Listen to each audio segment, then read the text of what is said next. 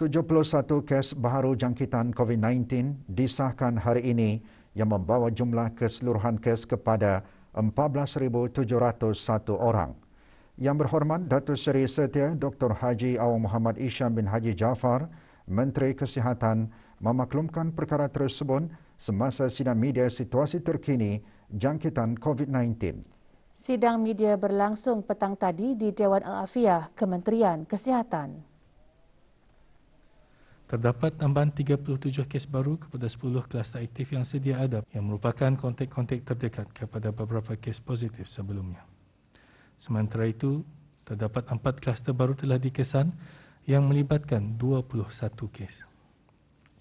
Kluster-kluster baru ini adalah kluster kediaman di mana 2 daripadanya ialah kluster LKH Sendirian Berhad dan kluster Mah Mega Dormitory adalah kluster yang menempatkan pekerja-pekerja syarikat berkenaan. 6 kluster telah ditutup setelah tidak ada kes dikesan di dalam kluster berkenaan selama 28 hari. Oleh yang demikian, jumlah kluster yang aktif adalah 145 kluster. Manakala terdapat 13 kes baru yang masih dalam siasatan bagi mengenal pasti sumber jangkitan. 55 kes telah disahkan sembuh yang membawa jumlah kes yang sembuh di negara Brunei Darussalam kepada 14,162 kes. Manakala jumlah kes aktif ialah sebanyak 441 kes. Di kalangan kes-kes yang sedang ada dalam rawatan sekarang, 5 kes adalah dalam kategori 5 dan sedang dirawat di unit rawatan intensif. Kesemua mereka memerlukan bantuan mesin pernafasan ataupun artificial ventilation. Sementara itu, 1 kes lain dikategorikan dalam kategori 4, iaitu yang di bawah pemantauan rapi dan memerlukan bantuan oksigen.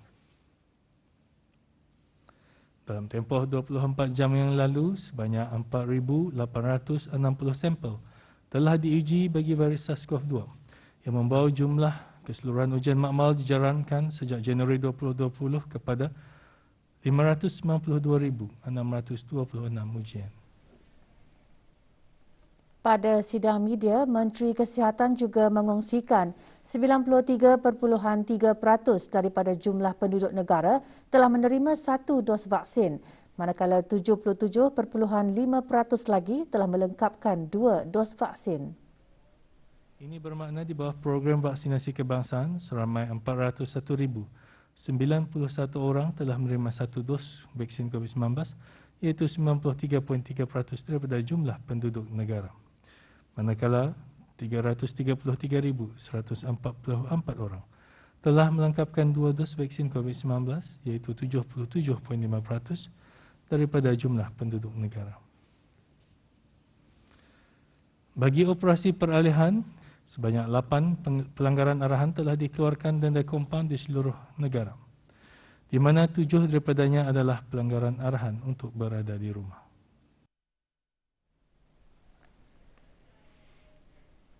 Kementerian Pendidikan melalui Unit Kepimpinan Sekolah, Jabatan Pengurusan Pendidik mengadakan Majlis Konvensyen Pemimpin Sekolah kali ketiga tahun 2021-2022 secara maya selama 3 hari. Tema bagi Majlis Konvensyen ini, Pemimpin Berkualiti, Pendidikan Berkualiti dan memberi fokus kepada kreativiti dan inovasi sebagai sub-tema. Majlis disertai oleh Dr. Syamsiah Zuraini Kancanawati binti Haji Tajuddin, Setiausaha Tetap Pendidikan Teras Kementerian Pendidikan. Sesi konvensyen mengongsikan mengenai blended learning models dan digital citizenship in education yang menyentuh tentang kewarganegaraan digital dalam pendidikan dan isu berkaitan risiko dan ancaman siber di sekolah. Dengan kaedah blended learning models, para pemimpin sekolah diharap akan lebih mengetahui kepentingannya yang ketara semasa gelombang kedua pandemik COVID-19 di negara Brunei Darussalam serta menyelaraskan literasi digital dengan pelan transformasi digital Kementerian Pendidikan dan pembangunan panduan kewarganegaraan digital untuk sekolah dalam mendukung visi dan misi Kementerian Pendidikan.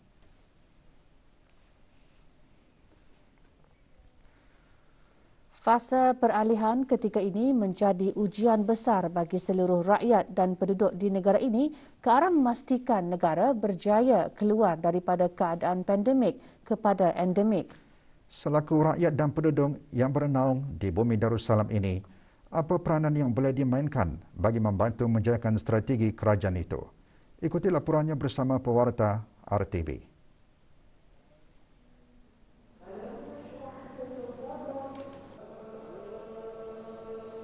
Di sebalik kelonggaran dalam langkah-langkah pengawalan semasa fasa peralihan, pendekatan vaksin ketuhanan terus diamalkan secara konsisten di negara ini bagi merafakkan doa dan memohon keampunan dari Allah Subhanahu Wa Taala. Laungan zikir, bacaan doa dan selawat terus bergema di semua masjid, surau dan balai ibadat, tidak terkecuali juga melalui corong-corong radio dan televisyen dengan harapan rakyat dan negara terselamat dari wabak COVID-19.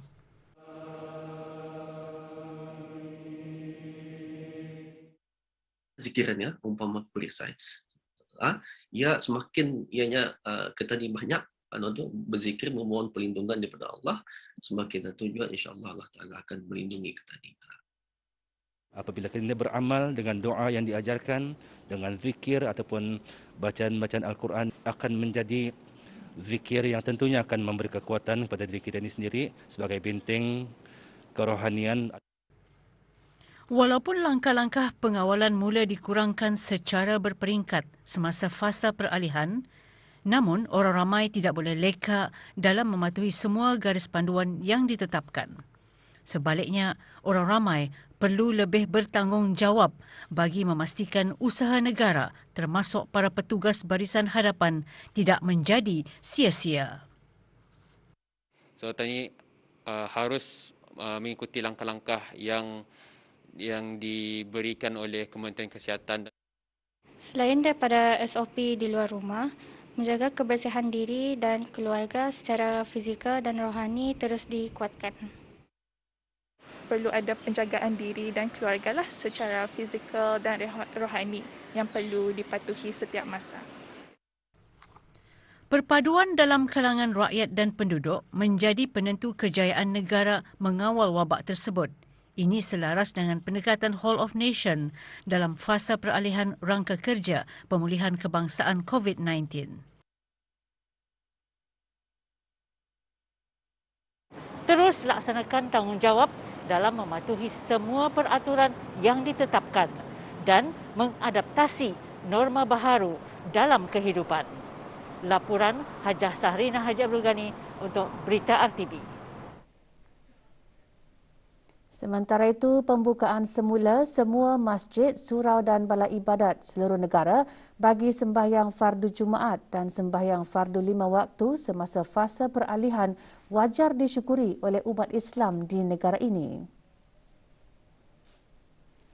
Dengan pembukaan itu, para jemaah dapat semula memakmurkan masjid. Bagaimanapun, hanya jemaah lelaki dan perempuan yang berumur 18 tahun ke atas dan telah lengkap 2 dos vaksin sahaja dibenarkan bersembahyang fardu Jumaat dan sembahyang fardu 5 waktu.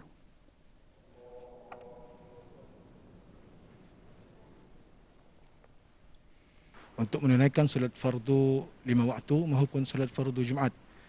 Untuk memastikan yang kita ni semua akan mematuhi segala SOP dan juga peraturan-peraturan yang telah ditetapkan. Potensi keadaan cuaca aktif dijangka berlaku sehingga Khamis 25 November 2021. Hujan sekali-sekala lebat dan berangin dijangka menjejaskan negara terutama di daerah Blain dan Tutong. Kelajuan angin sehingga 45 km sejam. Risiko banjir kilat berlaku di kawasan rendah dan mudah banjir, kejadian tanah susur dan pokok tumbang.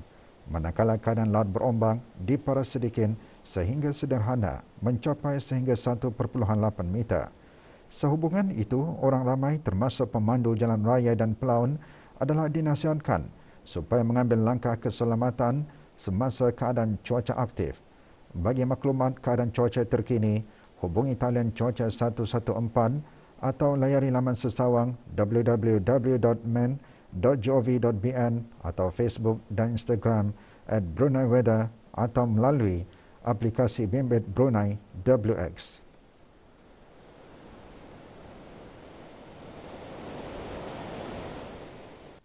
Sebuah syarikat dikenakan kompaun RM5,000 atas kesalahan di bawah Seksyen 43-3 Perintah Kawalan Bangunan 2014 kerana tidak mempunyai lesen pembina yang sah dan melaksanakan aktiviti pembinaan. Otoriti Kawalan Bangunan dan Industri Pembinaan ABCI, Kementerian Pembangunan memaklumkan pembangunan Sambas Jaya dikenakan kompaun hari ini dan diberikan tempoh 14 hari untuk menjelaskan kompaun berkenaan. Orang ramai dinasihatkan untuk memastikan syarikat yang melaksanakan kerja-kerja pembinaan mempunyai lesen pembina yang sah dan berdaftar dengan Kementerian Pembangunan dengan mempunyai kategori kerja yang bersesuaian. Sebarang kemajuan yang dilaksanakan termasuk ubah suai dan tambahan hendaklah mematuhi Perintah Kawalan Bangunan 2014, Peraturan Kawalan Bangunan 2014, Peraturan Kawalan Bangunan Pindaan 2018, piawaian dan garis panduan yang berjalan pada masa ini.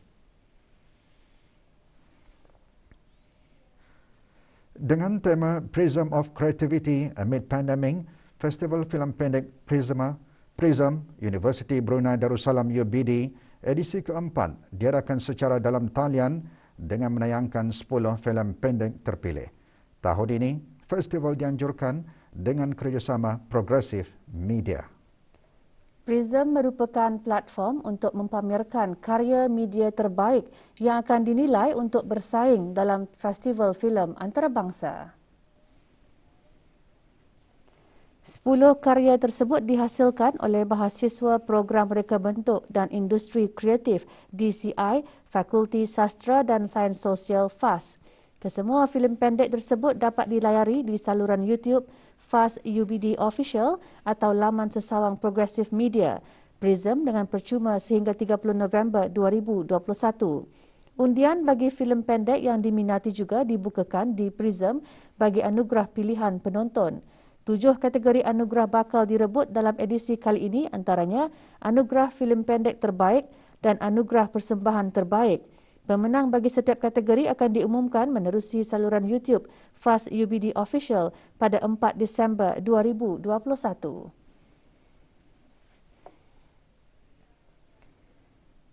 Sebuah van rosak teruk dalam kejadian kebakaran pagi tadi. Insiden berlaku di Pejabat Pos Momong, Kuala Belait. 9 orang anggota bomba dari Balai Bomba Kuala Belait dikerahkan ke tempat kejadian. Kebakaran berjaya dipadamkan dalam masa 10 minit. Tiada sebarang kecederaan dilaporkan. Jabatan Bomba dan Penyelamat menyarankan orang ramai agar sentiasa memastikan kenderaan dalam keadaan baik dan selamat. Mana-mana pengewahsuaian atau penambahan sistem elektrik enjin dan aksesori kereta serta pendawaian hendaklah mengikut piawaian yang betul.